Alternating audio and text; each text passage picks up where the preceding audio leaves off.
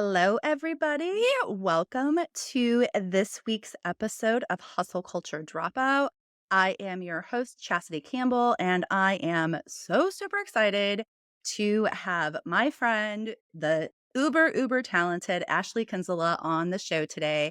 Ashlee has her own brand and company, Tiny Human Print Co., which is this beautiful, wildly successful art print for kids and like kids decor for rooms and just like this super fun brand. And she is also this a huge advocate of empowering kids and sort of helping parents interact with their children and support them and act as their advocates. And so I am so super excited to have her here with us. Her art prints are carried in retail stores all over the country. And she was also just asked to create an exclusive design for the Museum of Contemporary Arts in Chicago. And so, welcome, Ashlee, to the podcast. I'm so happy to have you here. I love hearing where your heart is and why your heart feels so strongly about empowerment with kids. So can you just tell us like a little bit about how you got started? Well, I first started the business honestly out of trying to create flexibility for my family because when my son was about one, he kept accidentally calling me the name of his daycare teacher instead of mommy. And like, when it's your first kid, it's like, oh my God, I don't even want mommy to be Yeah, shortened to mom, let alone yeah, it's like a Annette. I dagger. mean, yeah. And I just was so heartbroken realizing he spent more time with his daycare teacher than he did with me, all because I worked a full-time job and I hated that job. I've been trying to get up to that job for years. So it really started out of that. But then when he turned two at the height of the pandemic, right when we realized, like, okay, we're shutting down for a lot longer than just 2 weeks that we Mhm. initially thought. So we noticed him starting to have like severe anxiety as we were like being outside, and he just had wild anxiety. And I'm like, okay, he's a COVID kid. He's naturally a little bit more anxious. He'll be fine. It'll be fine. But when he started having physical reactions to his anxiety, that changed it for me. He Mhm. would vomit, he broke out in hives, he would have like number 2 potty accidents. And that just helped me realize like this is so much deeper than just like calling it off as a COVID kid. So that whole experience is what really kind of turned Tiny Human into a brand that really focuses on kids empowerment. Because I grew up a painfully shy child too. And being a business owner, like the hardest part of being a business owner is like believing in yourself and it's the mental Yeah. game and all of that. So I was working through that alongside at the same time as I was trying to help my son through this. So confidence is a huge piece of what I love to focus on because I really feel like confidence has to be like intentionally taught and Yes. intentionally applied. It's a choice. And Mhm. it's a hard choice to make. It's not easy. It wavers all the time. So yeah, that's just the little background And of that's that. the And messaging that you have, starting out with your art prints and the home decor line that you have. I purchased some for my now 11-year-old in her room and which she loves, but I just love the messaging because it's not just like here's a picture of a panda or whatever. There is this powerful message behind it. And you have all of these incredible quotes, and it all revolves around having that confidence and instilling that confidence and affirmations for kids and just all of these incredible things that I know you've added to your product line over the last year to include some other products like the lunchbox love notes and the pencils, which I absolutely love. And it all has this, I feel like, balance of you're going to throw this up on your kids' wall, but it has such an incredible and important message behind it. And so, yeah. how did you sort of marry those 2 when you started, like, drawing and sketching and creating your art prints and those products? did the message of empowerment start at that point from the beginning, or did you sort of interweave that in once your son started having the anxiety and kind of dealing with that part of it? Yeah, I've always been one of those people. As you know, like you know me pretty well, I am a very deep feeler. Mhm. And so I've always been into just Which I like love about fresh. you. I'm trying to say it's my superpower. I'm trying to let It is myself for believe sure. that. I feel like it is. But I've always been drawn to those quotes. And when I was putting together my son's nursery, I was looking around on Etsy and I love that really. I'm obsessed with Crate and Barrel. I love the Crate and Barrel style. I think it is so beautiful and elegant. But like Crate and Barrel was like, totally out of my budget. So looking around Mhm. on Etsy, still finding like cute stuff. But then I printed it out and put it in his room, and I would look at it every day like, "I could do that. I could easily Yeah. do that, and I can make it like this, and it could be cute like that." So, yeah, I've always wanted those empowering quotes because I also truly believe that, like, the art you have on your walls has such an impact on your mental well-being. You are what you Yes. consume and see and feel, and, being an artist, like colors have an impact on you. If they're bright, if Yeah. they're muted, if, all of that, like all of it I so love kind of that. just combining it. I love that so much. One of the things that I wanted to talk with you about and that we had talked about was, um, this the message and the importance of the communication between mother or parent and child. And, one of the things that I think people would really love to hear about, because I know my audience in particular is just a lot of moms who are in the trenches right now. They're doing the work, and it can be debilitating. Like, it Yeah. can be so incredibly difficult, and you are so good about, while you offer this kids empowerment and you're very much an advocate for kids, you also, I feel like, spread that also over into what it's like, both like struggles and rewards of being a parent and being a mom and being like the primary caretaker, and what that looks like on an everyday basis. And so one of the things that I wanted to touch on and I wanted to get your input on is how to openly talk to our kids about what our feelings are, like when we've had a really hard day. I mean, today, for instance, I posted on stories a little bit ago on Instagram. It's just like, I feel like I've had like a couple really good weeks where I've felt good physically, mentally, I've been in a good space. My energy has been high. And then I sort of just hit this wall today. And I had the luxury of being able to come home because my kids are older, and being able to come home and just sort of take a minute. And I needed a minute to literally do nothing. I knew that we had this interview, this evening, but I didn't have to explain that to anybody. I didn't have to walk in the door from working outside of the home or even just being home with the kids all day long, like picking them up from daycare and having all of those feelings, but then also immediately having to go into like mom mode. And so how like there's this constant pressure, I feel like, with when you're a mom, that you have to make everything, you have to sort of hide your own feelings and stuff them down, and you have to just make everything great for your kids. So what what suggestions do you have? What do you think, what's a great way to talk to our kids about it and to be honest with them and to kind of open up and let them know like how we're feeling as adults? Yeah. Well, the first thing that always comes to mind for me is like every parent kind of sets the bar for their kid, right? Every kid kind of wants to live up to parents' expectations or what they have accomplished in their life in some sort of way, right? I feel like that's Mhm. kind of innate thought process that humans have. And so if we constantly are like, no, everything's great. I'm fine. What can I do for you? Do this, do that. It like sets a bar so high for our kids. And so when they, when we share our feelings with them, hey, I had a really busy day. I'm feeling really tired. I just want to sit here. Can you sit here with me?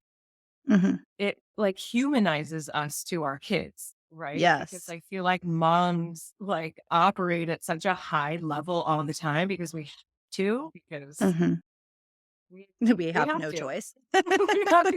We have Like things have to move around in the life and things, people have to go places and things have to get done, so Yeah, and I remember crying in front of my son for the first time. I don't even remember what I was crying about. I cry all the time. I was crying in front of my son.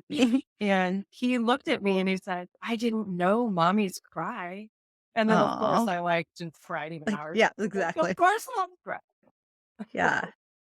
Yeah, no, I think the verbiage and the message of saying that it humanizes you to your kids. I'm especially with when your kids get older and you're trying to talk to them about different things. Of course, they absolutely are like, what the hell do you possibly know, woman? Like, what life have you lived that you can give me any sort of advice?" You know, And nothing. they don't wanna listen to it, which is all natural and normal, but also it's because you're in this role of being a mom, and so, automatically, as a mom, I think to your children think she has it all figured out, she doesn't cry, she knows exactly at any given moment how to handle herself, what to do, and I can remember I've always been very honest with my kids, and I can remember telling them at one point, like, I don't really know what I'm doing as a parent. Like, I literally do not have this figured out. It is very much trial and error, and so, I mean, I think I don't even remember what the situation was. I don't know if there probably was some sort of situation that happened, and the consequences that I awarded to that situation were probably not, like, leveling and meeting, like, what actually it needed to do. Like, they didn't match up. And it wasn't until later, like in hindsight that I'm reflecting and I'm thinking that probably was like a really crappy parenting move. Like I probably need to go back and say to them, "Hey, I don't know what I'm doing. I'm trying my best. I'm going to make mistakes. This is what I need from you." And once did that and I became human to them, they were sort of like, "Oh, okay. Like, yeah, you really that's okay." Like, it made me more relatable, I guess, is what Yeah, I'm saying. And so, yeah, I think little kid like, for little ones, seeing mom have big emotions like that probably it makes them pause for a second, right? right, and it also validates that they can have feelings too, or Mhm. like in your story, it you told your kids that they don't always have to know everything either. Like think about Right. kids when they're in school. If you don't know the answer and you don't raise your hand and you're like a little bit Uh, nervous, like yeah. it's okay to say that you don't know the answer. Not everybody Mhm. knows everything, and that's Mhm. okay to not know what to do or how to handle a certain situation. So I think that's Right, like because yeah, I mean, you're right because I do think to myself, like, as a kid growing up, I don't think I ever had an adult say to me, "I don't have the answer." And so that's then what you learn is that you should always have the answers. So then when you're sitting in or class and you don't know, you're immediately like, "I'm like the dumbest person in this class." yeah. Or you have an adult that just like makes up whatever they can think of. And then and Exactly. then like kids are so smart. They're so much smarter than we give them credit for. They know sometimes when you're bullshitting them, you know? Yeah. Yeah. And then so if you do that, I mean, of course we do that a little bit if we're like, okay, maybe. I feel like whenever we Right, say right. maybe, it's always like we're trying to bullshit them in some way. Yeah. Yeah. But yeah, and it just because then when they see that, then they think it's okay to just make up whatever answer. But Mhm. really the best answer to say is, I don't know. It's totally okay. Right. You don't know. Right. Right, And exactly. I So did have you noticed that in having these conversations with your kiddos that they have been more open and willing to communicate with you about how they're feeling? yeah, yeah. 100%. And I feel like, my apples didn't fall far. I have very Mhm. deep feeling children too. Mhm. But I think by talking about it as often as I do, they have the language for it. And Right. sometimes I get a little nervous, sensitive. I don't know if I'm pushing them so far the other way. I feel like parents Mm. nowadays, like, are we being too hard? Are we being too soft? Are we being Mhm. too this or too that? But I really don't think there's any sort of like, because what I think about my daughter, sometimes she'll just kind of make it up because she wants that attention. Mhm. That's where I'm like, okay, are we going like so far on the Right. other side of like talking about our feelings? But I really feel like it's not bad to talk about our feelings. And as the kids get older, they'll realize how to share, they'll learn how to share their true feeling Mhm. rather than what they think they should be feeling, or, it's just something that's just learning. Right, exactly. Well, and I think too that not only will they learn how to appropriately share their feelings, I think also learning that and the fact that they have a parent that models that behavior for them, they you then understand that there are people in the world that will accept your feelings instead of like, "Oh, I can't express this because people don't talk about their feelings." Like if you come from a home where communication is open and you're talking about like, "Yeah, I had a really crappy day today and it's okay, I'll get over it. I just need some time alone right now." They then are able to sort of advocate for their own mental health and how they're feeling, and then understand that whoever they choose to, maybe later in their adult years to spend their time with, that is automatically sort of like the expectation that they're setting. Like, this person needs to accept me. They need to understand my feelings and be willing to communicate with me about their feelings, which then sort of has that like, it's like that trickle down effect. Like, you're being this like great role model for them. So then when they grow up, they understand like this is okay. And then their relationships and, maybe with their own children, then sort of take on that same foundation. Yeah. And I feel like parenting, like in today's day and age, I don't care if you're in your 50s, 40s, 20s, 30s, 20s, whatever. I feel like parents nowadays, this is like the first wave of parenting that is really trying to teach our kids how to process emotions, right? Mhm. Because we haven't really been taught. Generations, like, my parents never taught me how to process emotions. Right. And that's like one of the most complicated things about being a human being is like all these complicated emotions. We don't know Right. how to handle Exactly. them. We don't know what to do. Um, Exactly. and that's like the hardest part of being a teenager is Right. processing your emotion. The hardest, and then becoming a Yes. parent at every step of life.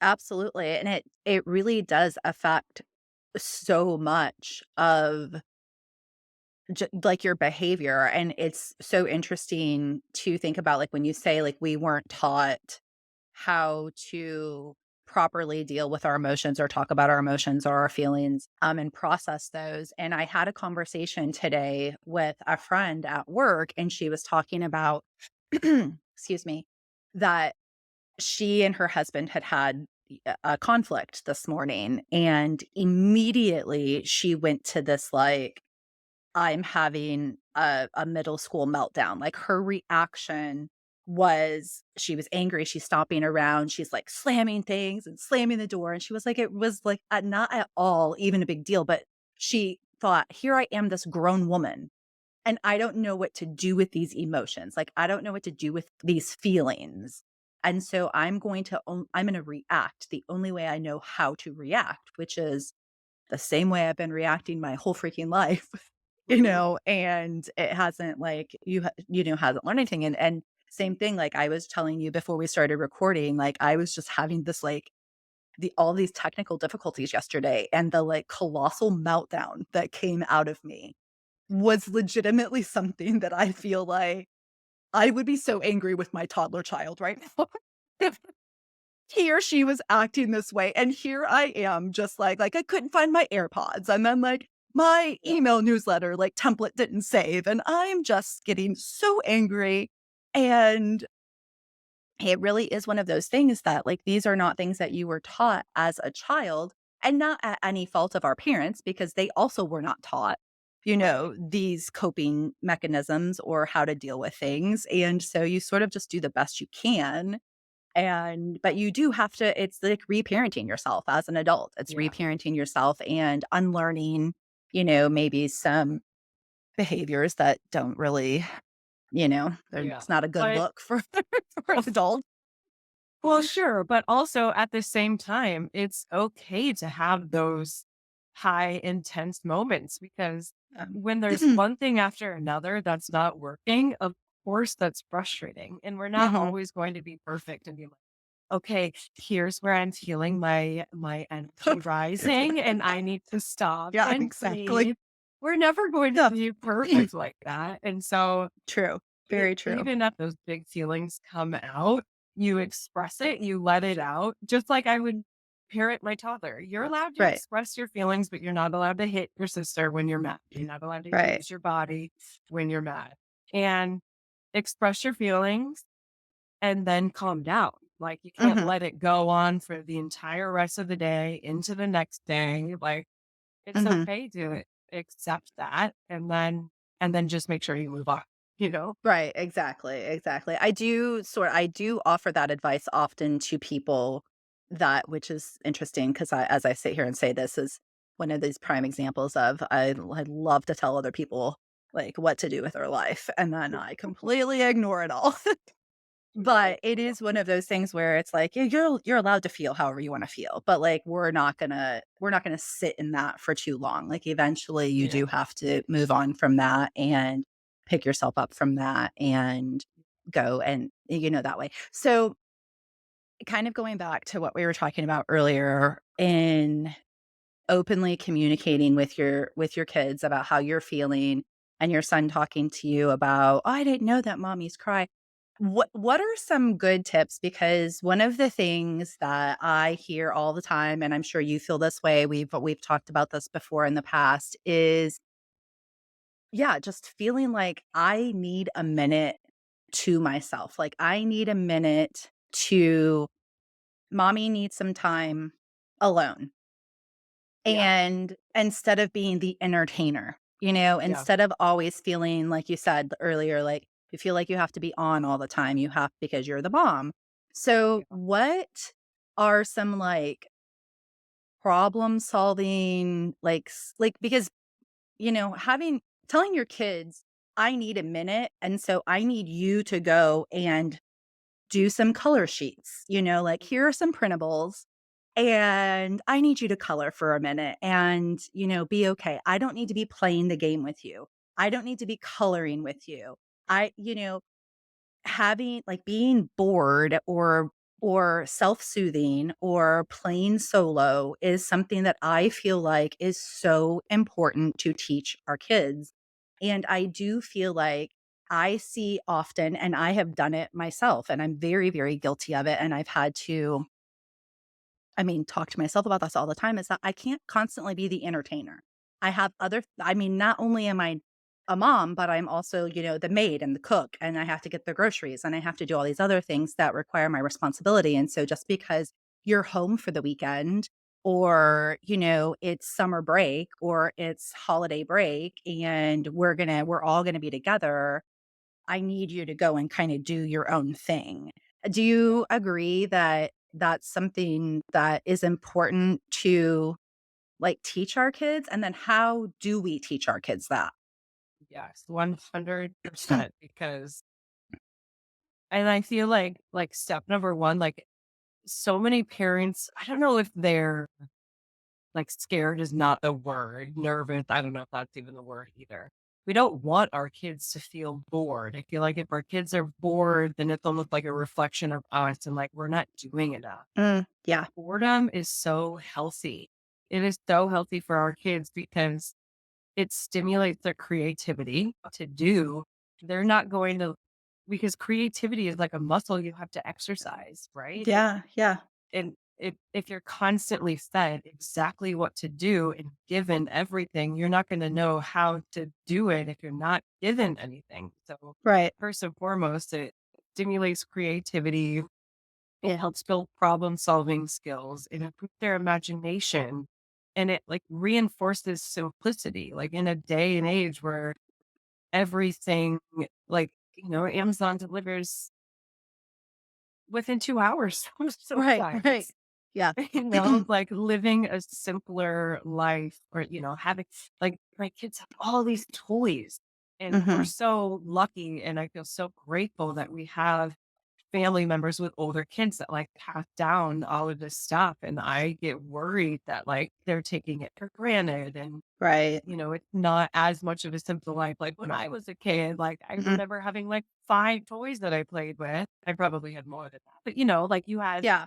I feel like I didn't have as many as my kids had. So, like, boredom is totally healthy, Right. and Right. you don't have to be on with your kids all the time. And I feel like sometimes there's a blurred line between like parent and friend. We all want to be our kids' friend, Mhm. but like we have to remind ourselves that like they're the parent too, and Mhm. we have, like you said, the responsibilities that we have to get done too. So sorry, I need to do X, Y, and Z. What are you going to do? With my Right. kids, like I can't always just be like, okay, go color because I have to do this. My Mhm. ADHD, wild child, clingy as all could be. Yeah. Once, like the more I'm like, you need to go do your thing, the more he wants to cling on to me. So I have to be Mhm. like, okay, what are you going to do? What toy haven't you played with in a while that would grasp his attention? What Mhm. puzzle haven't you done in a while? Are there train tracks like, up and running up on the shelves that you haven't seen in a while? That's always helpful to do.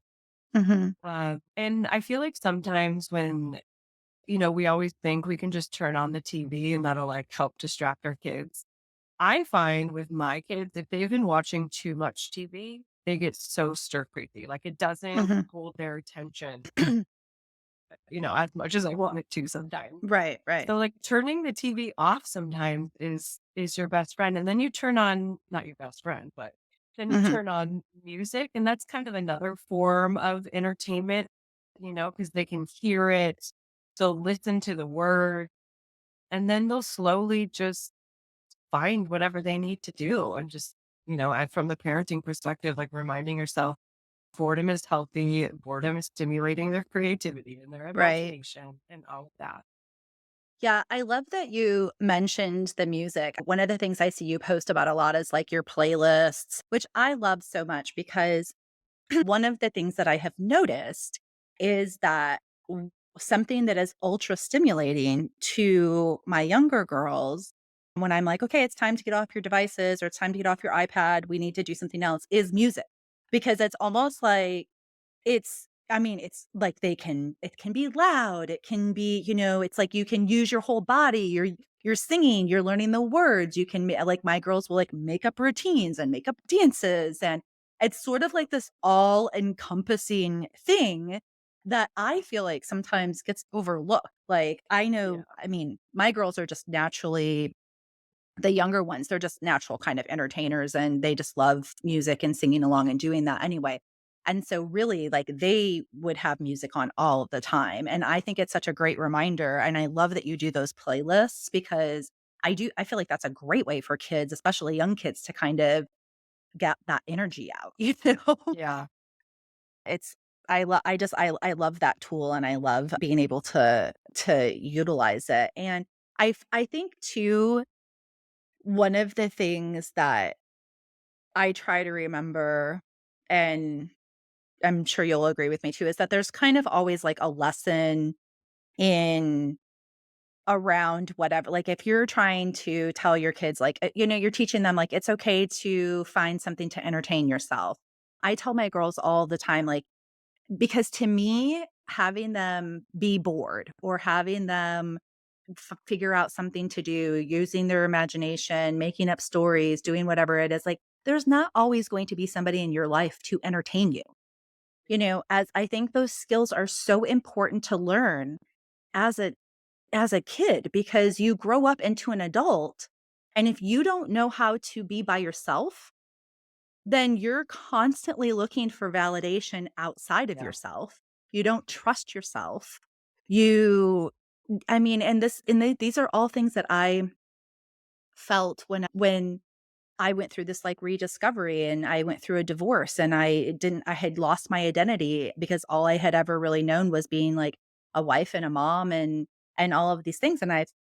But at the same time, I had always had all this stuff around me. I'd always had all these people in my life and I never really learned how to self-soothe in a way, like take care of myself or learn that I don't have to be out doing something all of the time. And I feel like if that's something we can teach to our kids when adulthood comes and, things get hard, you go through different times in your life where maybe you feel like really lonely, like learning how to like trust yourself and be okay with being alone. I think is Yeah. like such a great skill to learn as a kid and Yeah. sort of having them like, take care of themselves or entertain themselves so you can have a moment as a mom.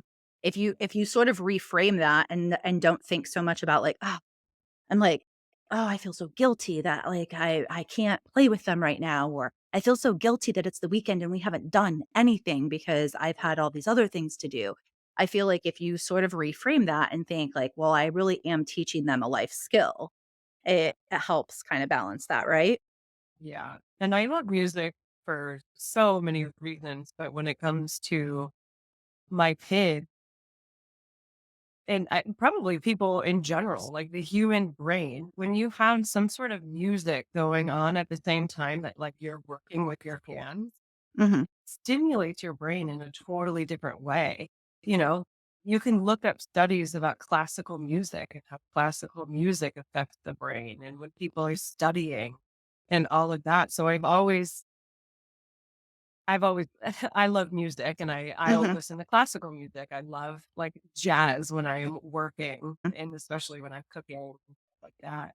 So I always try to think about that for my kids too. When I turn on music and they're coloring or they're playing with their toys, they're doing whatever they're doing as long as they're like working with their hands at the same time. Mhm. Plus, being a deep feeler, I love listening to lyrics. I feel like Yes. lyrics are so helpful for people to put words to emotions and experiences and all of that. And Mhm. the playlist that I play with my kids, turn on for my kids all the time, the Tiny Human Dance Party playlist, it's all just inspirational, fun songs. And most of them are Mhm. from like, Disney stuff like that. And just the other day, we were driving, and my 3-year-old always asks me to put it on. And she's in the back just singing, and you gotta keep your head up. Boom, boom. And I'm like, I just love that so much for her. And I it has to know. have an impact on her now and, as she. Well, yeah, and I do think that it gives them a voice, not with kids, they don't always have all of the words. They have all of Right. the they have all the feelings. All of the Yeah. feelings are there. They're all colliding and, getting all mixed up in there. And I think something like music gives them an opportunity put to be able to express maybe how they're feeling or understand even, like, hearing it, even if they don't Yeah. fully grasp, like, what the entire concept is about. Right. But as they get older, you sort of can, like, to do that, and it helps you be able to, like, express that part Adult of me. you. Yeah, It no, gives, it gives for adults the sure. word. For sure. Like, I think that's, like it's one of those things where you'll, like, you can listen to a song and not actually hear it. Like, you Yeah. listen, you sing the words, but you don't actually, like or you aren't, like, computing, "What does Yeah. this actually mean?" Yeah. And that can be, like, a good thing or a bad thing, like, depending Yeah. on, what it is or whatever, but, like, sometimes when you sit and you, like, really are sitting there and you're, like, listening to something and it like, something will catch like, I mean, I think both of us, like, love Taylor Swift or whatever, like, I'll listen to something and I'll be like, "That is so profound." I've sang these lyrics like 10,000 times, and I never knew that this is what she was talking about, or Yeah. this could be related to so many different things or whatever, Yeah. I I think think about I that with the music that I listened to when I was like a tween, like, oh my yeah. God, I was listening to that Oh, for song when I was sure. 12. I have Yeah. no idea what it was saying, what it really Yeah. felt, but I would forget the word. Oh, for sure. I mean, there are still things like nowadays, like I'll just sing and then I'll be like, whoa, that is definitely Yeah. not what I thought it was about. So, but I know like you have an older daughter as well. So you've been doing this parenting thing for quite some time. And so what kind of advice would you give or like words of encouragement would you maybe offer moms who are sort of just starting on this journey? Because I think, especially when you're a first time mom, you really don't know what you're doing, but all you know is that you want to be the perfect mom, right? Like you want to be the most engaging mom. You want to be the mom who is doing all the things and being perfect and doing everything right. So, what sort of advice would you share with them about how maybe unrealistic that is, but also just about how to start on the journey of being mindful and teaching, having those open for everybody to feel their feelings. It's okay for them to have downtime, like mommy needs her alone time because inevitably that's coming for these new moms. Yeah. Yeah. I feel like for me, and maybe I think about this all the time because it's like part of my brand name is like realizing that we're human. Like, I feel like we've gotten a little bit away from, I don't even know if I know how to like really put it into words, but like we've gotten away from ourselves. Like, society expectations are so high. And when you think about like motherhood, the 1950s really weren't that long ago. And, and the way that like society changes, it takes a long time to change. So Mhm. I feel like motherhood now, like we still have the expectations, sort of what the 1950s moms had, but now we have to work Right. and we can't show our emotion. Like, just remind yourself that like you're human. And one thing that I have been trying to in this season of my life, where I find a hard time lately. And like I always get seasonal depression. I'm from Mhm. California and now I live in the suburbs of Chicago. So like winter, It's I've like vastly like different climate. it impacts me when it's gloomy for like days on days on days. It Mhm. impacts you. And like realizing that like humans are also part of nature. Like we see the seasons and the cycles, and like especially as women, our monthly Mhm. cycles are like seasons. So like Mhm. recognize that you're human and you need to rest. It's okay to delegate tasks. It's Mhm. okay to ask for help. It's okay to share your emotion. Because if we don't delegate, ask for help, share our emotions, then how is everyone around us supposed to understand what Right. we're going through if we just stuff it and then we stuff it and then we Mhm. explode? Like we can talk about mom rage all day long. Mhm. And it's because we're not delegating, we're not asking for help, we're not taking care of ourselves, we're not letting ourselves rest. Mhm. We're human beings. And the way that we're hardwired, the way that our bodies run and operate, it all goes, Right. it all goes in. Right. Well, and I think too there are and I've talked with friends about this too that I know there are people out there. I feel very blessed and very fortunate that my husband is incredible and he's very intuitive and he's very understanding and always very willing to help and pitch in and do whatever. And I know sometimes that's not always the case for people or you feel like it's easy to sit when you have a support system in place to say, oh, you should ask for help or you need to Yeah. communicate these things.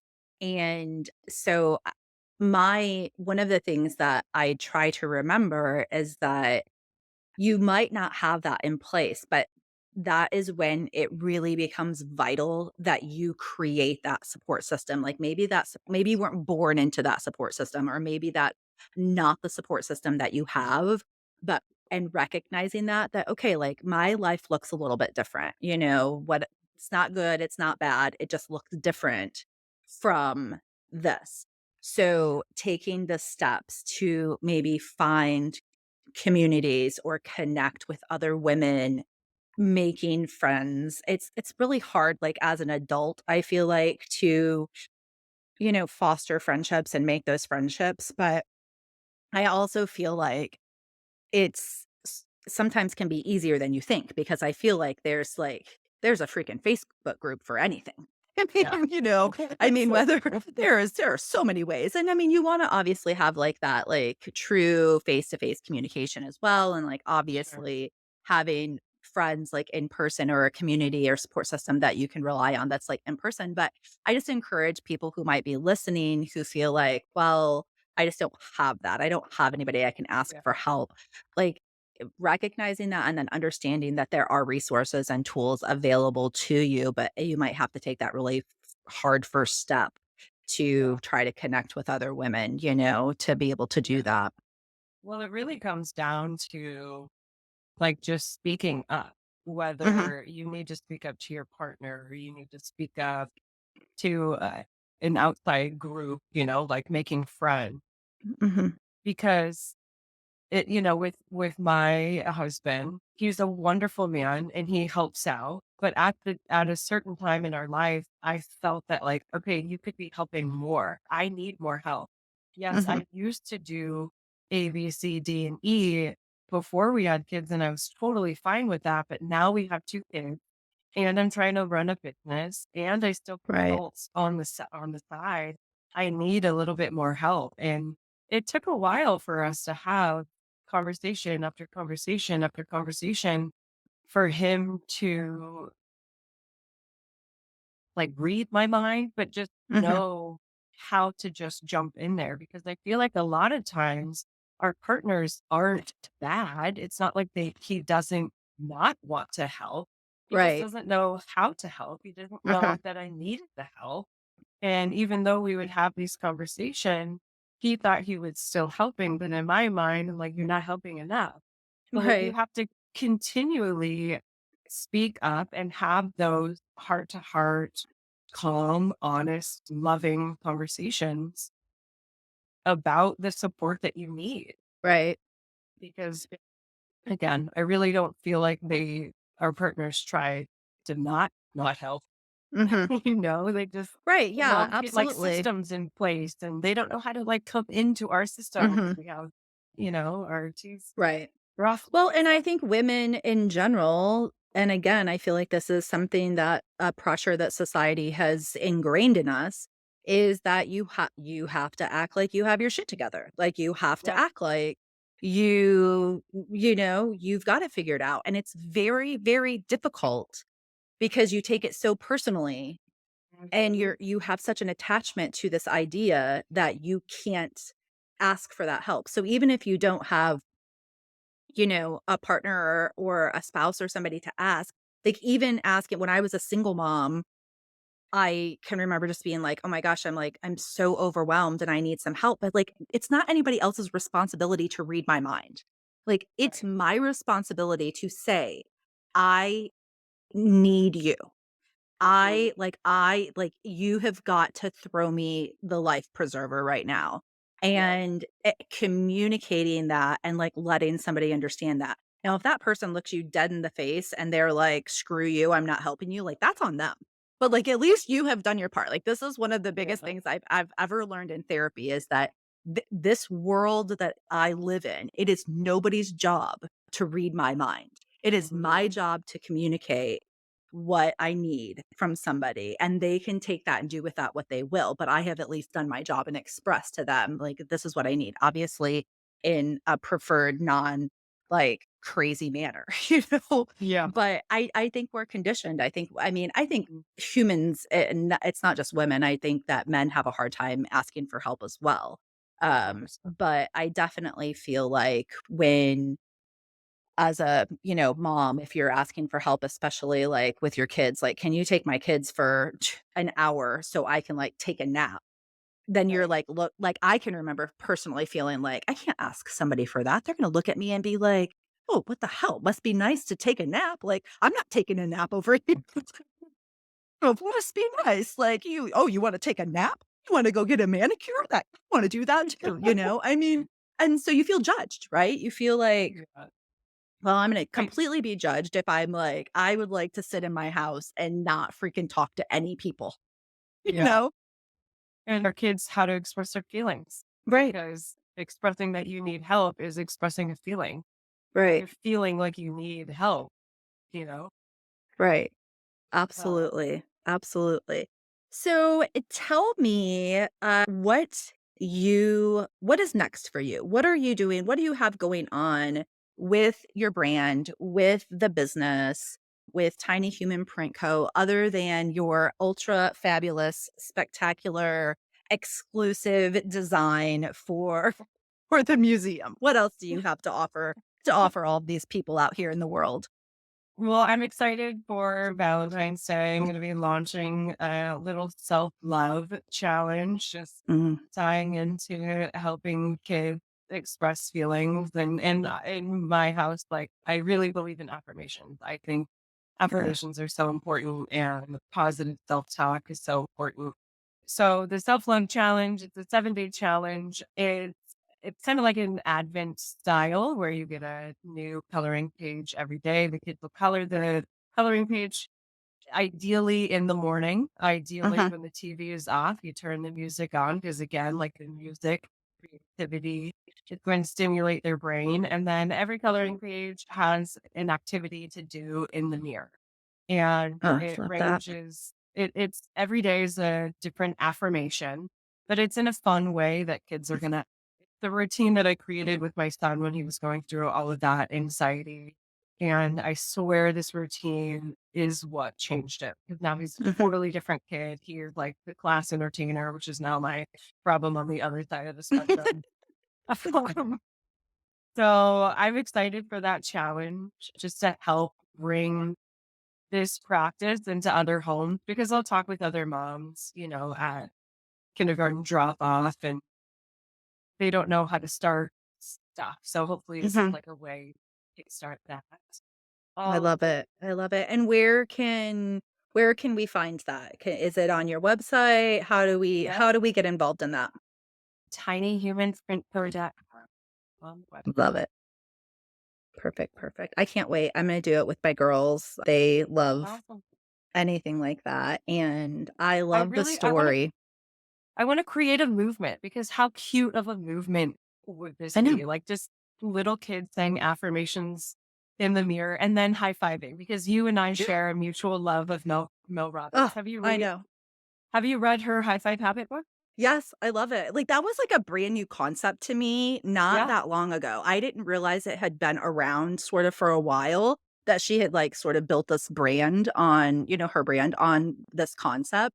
I love everything that basically she does. I'm, like, an Yeah. ultra fangirl, borderline stalker of Mel Robbins. Same. But the biggest part of that for me was literally thinking to myself that I am a middle-aged woman, and I don't know if I had ever truly looked myself in the eye in the mirror. Yes. I had that I mean, I'm same like, I thought. see myself all day long. I see all the flaws every single day, But to right? really look at yourself in the mirror, and I love all of those self-help books, Mhm, all the all of it. I love it so much. And I really got this book for my husband who was going through a hard time. And then I decided to listen to the audiobook and I was floored. And I mhm, love all of the research behind high fives. I think mhm. it's so fascinating. So the self-love challenge is, high five in the mirror and bringing that Mel Yeah, Robbins concept into kids. I think it's the cutest thing to like have little right. kids. And Self-love. I think it's so great to learn that as a child, obviously for all the benefits that we've talked about too. But because the first time you ever high-fived yourself in the mirror, didn't you feel like a fucking weirdo? Yeah. Like, I felt Totally. like I was like this, like, I hope nobody's watching right now. Yeah. Like, Door shut, walker. I feel so bizarre to, like, do this. And, like, how something that simple, something Yeah. that innocent, something that just, like, pure Yeah. makes you feel so weird about yourself. And so having kids learn how to do that, I mean, affirmations, I love affirmations, and I personally feel like they're so beneficial, but there was definitely a time in my life when I was like, "You're gonna say what to yourself? Like, I Yeah. don't need that crap. Like, I don't." But and it just feels weird, and I feel like Yeah. I feel like a lot of adults feel that way, and so, like, teaching that to your kids and, I mean, they can take it or leave it, but at least it's Yeah. there. At least it's instilled in them, right? And I Yeah. love that you're doing this self-love challenge during Valentine's Day when the entire focus is on, like, outwardly love. Like, it's all Yeah. about, like, the love that you give to everybody else, which we give so freely, right? Like we give, like we're like, I love you and I'm gonna do all the things for you. And then we like treat ourselves like crap and we talk to Yeah. ourselves like crap, right? So I love that you're doing it during that time too. Like how cool to sort of reframe what this means, like what this month means Yeah. to sort of encompass more of like a self-love perspective as opposed to just like outwardly love, which is also obviously very important. Let's not Yeah. trying to like diss what that means, but I Yeah. love that Of you're course. doing that. Yeah. So Going back to Mel Robbins really quickly, like, it feels so goofy at first, but then after a few days, didn't it feel good? yeah. Like, Yeah, like like it like, didn't like I literally just felt like I was like high-fiving a friend. Like I'm like, yeah. you look good today, girl. Like this is amazing. I mean, I love yeah, it's definitely I feel like something it's and that's just proof that the simplest things, like just having like humanizing your feelings to your kids, like just having a conversation, just talking to them or letting them be bored or whatever it is. Like it doesn't have to be this like huge structured, 12-step program yeah. course, whatever. It can literally just be like, we're going to say like four cool things to ourselves and the Yeah. mirror and like high five ourselves and we're going to get on about our day and what the impact that that could potentially make like on a kid and on a human and on an adult, you know? It doesn't have to be that hard. I know. I think we for sure overcomplicate. Yeah. And to feel like we have to be effective, like it must be this, this big complicated thing for sure. We like overcomplicate life. Yep. Yeah. Yeah, exactly.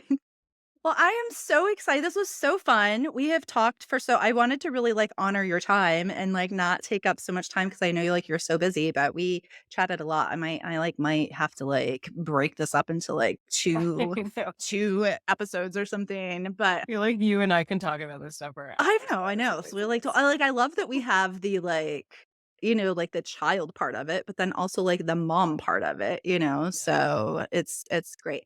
Well, tell everybody where they can follow you, where they can find you, and I'm going to include all of that in the show notes too. I will also link up the self-love challenge for the kiddos so you guys can find that in the show notes, but just really quickly tell us like where besides your website, where else can we find you? Everything is that tiny human Brit co. So I'm Awesome. primarily on Instagram, trying to dabble in TikTok, but Yeah, TikTok. TikTok Yeah. can be a weird little world. Yeah. Find me on Well, Instagram, tiny human Brit co. I know, right? Instagram's just nicer. Yeah. It's just makes us feel good. Yeah. So, all right. Well, thank you so much, Ashley, for being here. And I love you. I love everything that you stand for. I think that your message is so incredible and so valuable and so important for not just our kids, but for parents and moms and women. And I'm so happy and blessed to know you. And I am so happy that you've been on the podcast with us this week. Love you too. I appreciate it. Thank you so much for having me. Yes, of course. All right, that's it for this episode of Hustle Culture Dropout. I'm your host and real life bestie, Chasity Campbell. Make sure to subscribe to the podcast, leave a 5-star review if you loved it. Don't even bother if it's anything less than 5 stars. You can also follow me on socials at Chasity Campbell Co. or check out the website at chastitycampbell.com. Until next time, here's to living our most radically authentic and unapologetic lives. Thanks for listening.